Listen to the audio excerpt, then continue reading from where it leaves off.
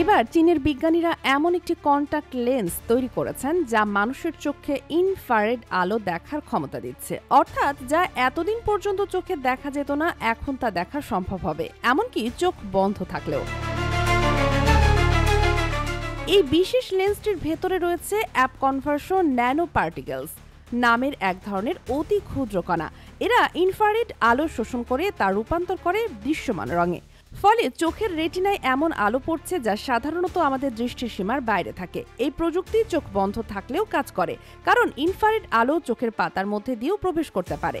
বাস্তব জীবনে লেন্সের ব্যবহার অনেক সম্ভাবনাময়। এই লেন্স সেনাবাহিনী, নিরাপত্তারক্ষী বা জরুরি উদ্ধার কর্মীদের রাতেও স্পষ্টভাবে দেখতে সাহায্য করবে।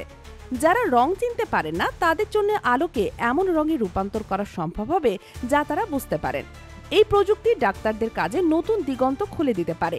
তবে এর কিছু সীমাবদ্ধতাও রয়েছে, যেমন ইনফ্রারেড আলো খুব কাছ থেকে লেন্সে প্রবেশ করে বলে চিত্র কিছুটা অস্পষ্ট হতে পারে। তবে বিজ্ঞানীরা এই সমস্যার সমাধানের জন্য ন্যানোকণার সংবেদনশীলতা বাড়ানোর দিকে কাজ করছেন। এই উদ্ভাবন ভবিষ্যতে মানুষের দৃষ্টিশক্তির সংজ্ঞাকেই বদলে দিতে পারে। Sheikh Masuma, Daily Our, Bangladesh.